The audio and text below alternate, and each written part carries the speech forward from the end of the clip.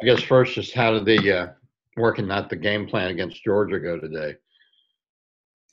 I thought it went well.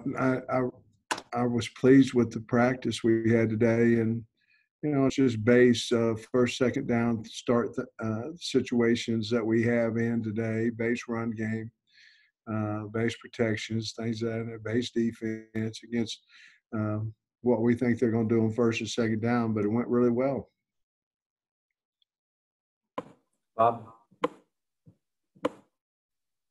Hey, Sam, I guess Hunter told the Board of Trustees, I think it was yesterday, that the athletes are going to have equality patches on their jerseys. At least I think if they want to. Just wonder what your thoughts were on that.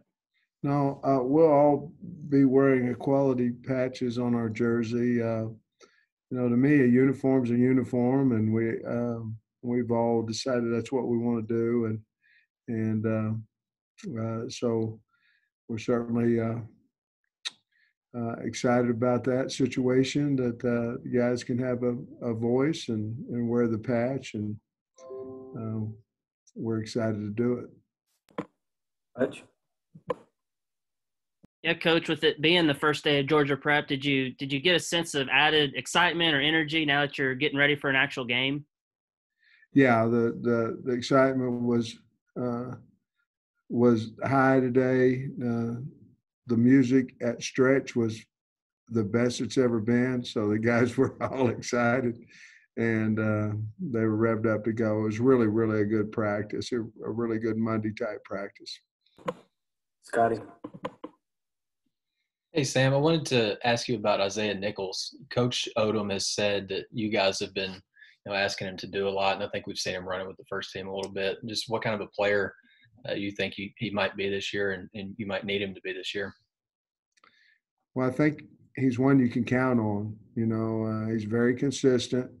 We've been playing him inside at both positions, nose and three, and obviously when we go in our multiple fronts, he's playing other positions as well. But he's done a really nice job. And again, I think his biggest, if I thought about him, it would be consistency. He's a very consistent player, one you can count on. I've been really proud to see his development. Trey Biddy? Yeah, Coach, now that fall camp's behind you and you're moving on to Georgia prep, you feel comfortable with everything that you guys have gotten into this point? And, I mean, you basically got to work everybody like they could start for you, I guess, with the coronavirus. Yeah, you're exactly right. I think we have plenty of offense, plenty of defense in. We're trying to fine-tune what we're going to do against the University of Georgia. The virus is obviously real, and you have to adjust. We test 3 times a week, so there have been some adjustments made. And you're right. You have to be able to play different guys at different positions to make sure by game time that you have your best 11 out there at one time. Tom? Hey, Sam, you said on your radio show that you just come off the best practice at camp, and I was wondering what was it that led you to say that was the best practice? What happened in that practice, and what do you feel really good about? What are you confident in going into the game? Well, I was proud of the assignment football, that practice, and the physicality of it.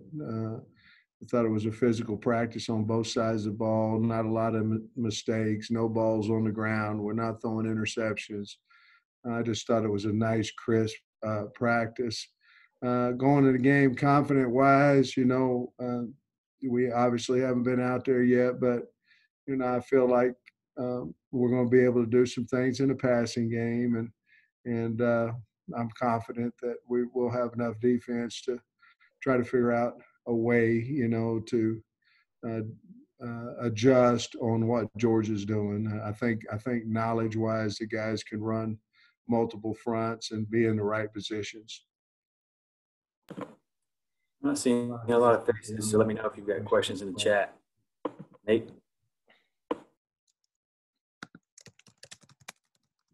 Yeah, Sam, as far as the offensive line, you've said that people have been kind of in and out with various things. Just how confident are you you're going to have what a pretty decent first offensive line against Georgia. Well, I think we'll be fine there. Obviously we have 3 more tests in COVID, but I think that we're setting in good shape there to put a quality offensive line out there, and certainly that's what we're expecting. But again, we continue to test each week, and that can certainly adjust who's out there. But I think we have enough depth there. If something did happen, that we'd be in pretty good shape. Bob. Sam, I guess the SEC announced today, I think there were suggestions, not mandates, but 53-man rosters, 1 center, which I thought was a good idea, that you should have at least 1 center. But just wondering what you thought about that. How good do you feel about you guys being able to fulfill those obligations, I guess? We talked in the head coaches meeting about 7 O linemen, 4 D linemen, a quarterback, 53 scholarship squad at minimal. Those will all be minimum requirements to play. I feel very, very, very confident that we'll be able to do that.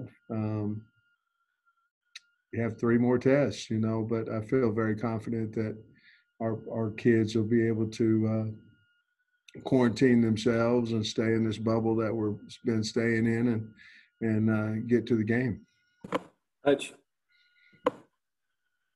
Yeah, Coach, I had asked you a couple of weeks ago if there were any walk-ons that you may have put it on scholarship, and you said you weren't ready to name them yet. Are you ready to name them now? Are there any guys you put on scholarship? Well, we put Luke Jones on scholarship, and we put Simeon Blair on scholarship, and those are the 2 that we put on. Biddy. Yeah, Coach, I was wondering if you could go into detail a little bit more about the testing, like what days you guys do it, how long does it take to get the results back? Are they all the same test? Are they, I guess, a different test and I'm talking mainly about game week, not what you've done in the past, but how does the game week testing look like? Well, we're in game week. Last week we started, Trey, with game week protocol, and so you test on Sunday, you'll get your results back sometime Monday. Could be in the afternoon, could be in the evening. You'll test Wednesday, same thing. You'll get the results back Thursday. Could be in the afternoon, could be in the evening. And then Friday's what they call a rapid test. And that's supposed to be a 15-minute return on negative or positive. So we went through that this week. We tested, obviously, the rapid test today. And then we'll turn around and test again Sunday, Wednesday, and Friday of the remainder 11 weeks. Nikki. Coach, this is a little off topic, but the NCAA announced, they're extending the dead period through the end of the year. Just what does that mean for your recruiting class? Do you feel like it's fair to make kids sign a national letter of intent without them, a good majority of them, not having ever been to campus? Well, Nikki, it's always recruiting, so recruiting is always a good question. But it's fair if they want to sign. In other words, nobody's making them sign early. They certainly can sign late. It works 2 ways. Obviously they don't know quite as much about us. We don't know quite as much about them unless they get here. But we're willing to certainly take that chance, or I don't know the word for it, but we're willing to take who we like and who we've offered if they're willing to sign early. So we're certainly not trying to force anybody to sign early, but if they're ready and know that they want to come to Arkansas, we'd be more than happy for them to sign with us. I didn't really mean you guys. I mean, the NCAA, but thank you. No, I know, and you're 100% right. I mean, it's tough on the kids because, some of them have never seen their college. Have to do a good job of Zoom, have to do a good job over the phone, things of that nature, recruiting the parents, the coaches, whatever. But I do think it's very, very difficult on the kids. However, if they don't sign early, there's nothing to say that there's going to be an open recruiting in January either. So either the NCAA decides to push it all way back, or we just go with what's now. And if they want to sign with a team, then sign in that early day in December, and that's a tough situation.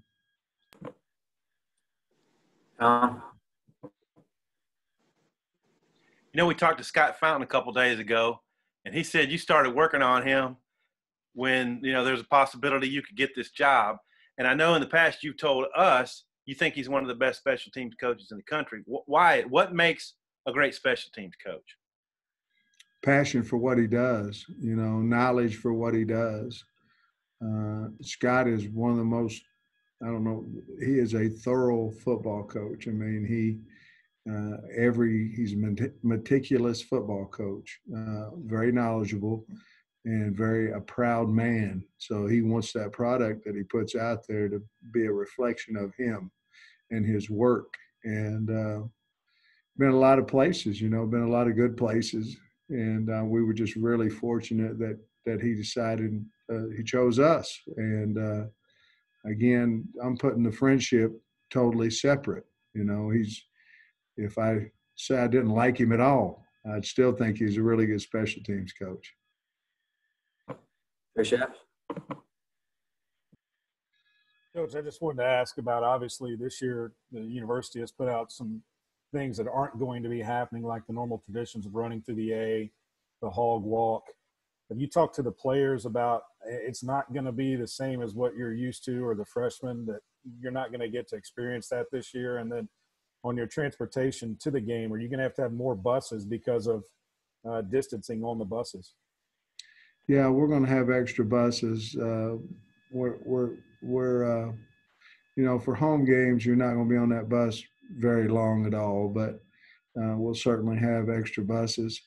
We had a mock game, so our team knows that there's not going to be any A out there, nor Hog Walk, because we tried to do exactly what we're going to do coming next Saturday. It's disappointing. It's disappointing for the fans. It's disappointing for the band. I mean, it's disappointing for certainly our players. Heck, it's disappointing for me as a coach. Everybody likes game day. It's disappointing for the tailgaters. And I get it. But when we all come back and get together, it'll be that much more satisfying, I think. But yeah, we have addressed that with the football team.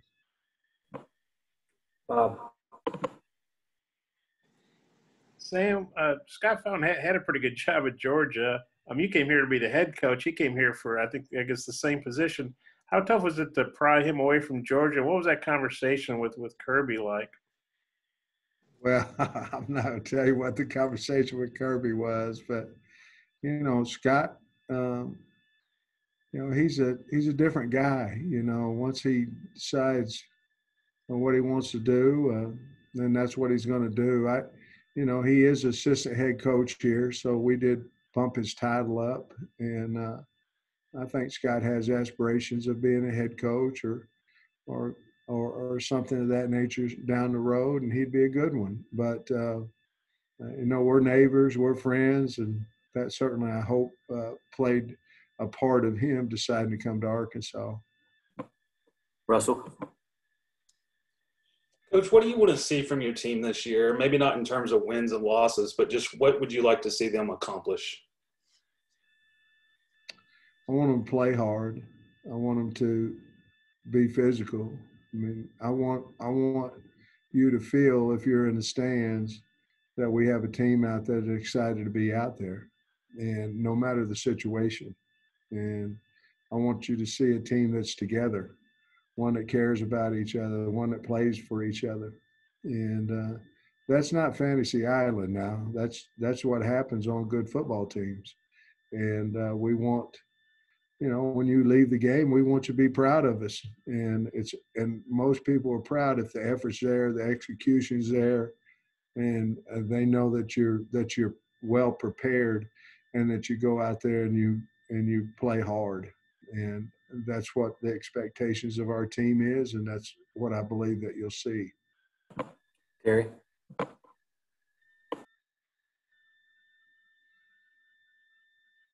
Coach Pittman, what do you feel like are you most proud of that y'all accomplished in your first camp as a head coach?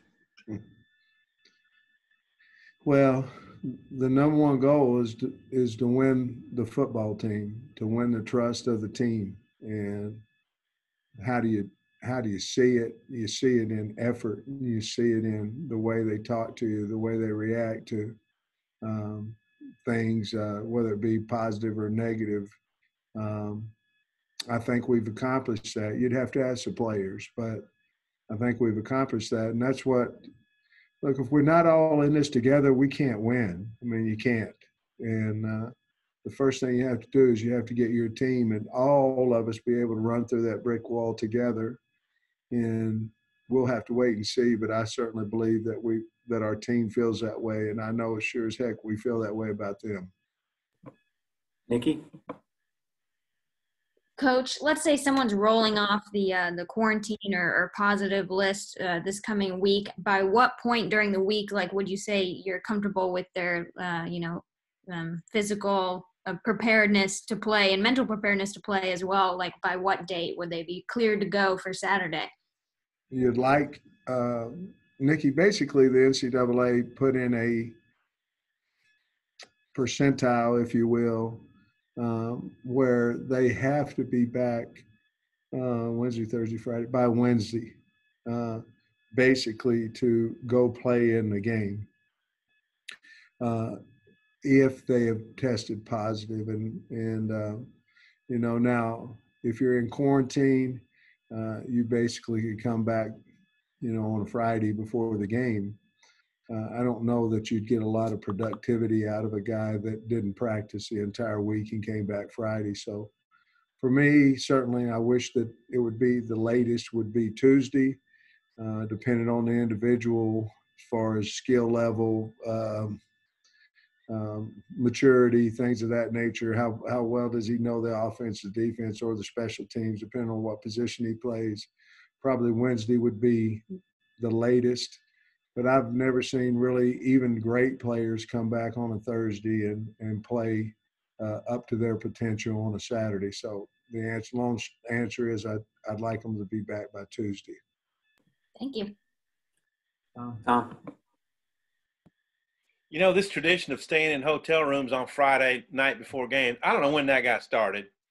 But I'm wondering, in this season, it didn't start when I was at Pittsburgh State. I can tell you that. Did it? We stayed at our own place. I'm wondering in this season if a money saving move to not do that, or are you in favor of it? How are you guys going to play that?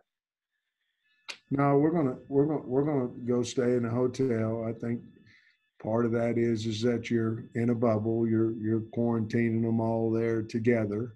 Where the idea was basically where everybody's at the night before the game. You can talk football with them. You can get the right nutrition in them and things of that nature. But the bottom line is you're probably going to have to give them each their own room. You really wouldn't want to give two guys in the same room. Because if the test came back, and then certainly you'd have to quarantine the other one. So there's a lot goes into that, like we talked about the bus and the travel on the plane, and obviously the rooming situation. So we'd like to get them out there, get them by themselves. That way, if something down the road did happen, that you wouldn't have to lose 3 or 4 guys on one positive test. Coach? I've got a two-parter. First, what was it about Simeon Blair that you liked that made you put him on scholarship? And then also Felipe Franks, what's it say about him to be named a captain in his first year in the program? Well, let's talk about Simeon first. I think he's starting on 4 special teams for us. He also has a role on defense. But, he's a guy that, to me, he's a guy that what you want on your football team, a guy that's unselfish, that works hard, and he's going to help us on teams. So that's a big deal. for us, to me, if you start on 4 teams, you're a starter, and so I think he's earned that. And then with Felipe, I think he was emotional. When we talked about him being elected by his teammates as a captain, he took a major chance, leaving Florida and coming to Arkansas, or leaving Florida to begin with, and then choosing Arkansas. And then to go from, I want to play, I want to try to start, I want to do all these things, to the team electing him as a captain without spring ball. That's pretty reflective of him and his character. And he was very grateful and very thankful to the football team. I'm not going to tell you what he said, but it was an emotional moment. It was really neat. It kind of explains why you get into coaching. Last one, Bob. Hey, Sam, the Big Ten was the first conference to cancel the season. They kind of acted, I don't know, kind of holier than thou, like everybody's going to follow us. We're the Big Ten, and now they're following the SEC, kind of trying to play catch up at Pac-12 and Mountain West. I don't know who the hell else. And so I was wondering what your thoughts were on that, about the Big Ten getting back into the game. And then a quick follow-up, where'd you guys stay in Pittsburgh? What's the good place to stay in Pittsburgh back in the day? 205 West Jefferson's where I stayed. We didn't stay in a hotel. As a matter of fact, when we'd go to pregame, a lot of times we'd be in the cafeteria and the other team would be just right there in the cafeteria. You kind of sizing each other up before the game. But that's just kind of how it was back then. As far as the Big Ten, I'm awful glad that they decided to play, because their players have worked extremely hard to be able to get out on the field, and I'm proud for those players and those coaches in that league. All right, thanks, Coach. Thanks, guys.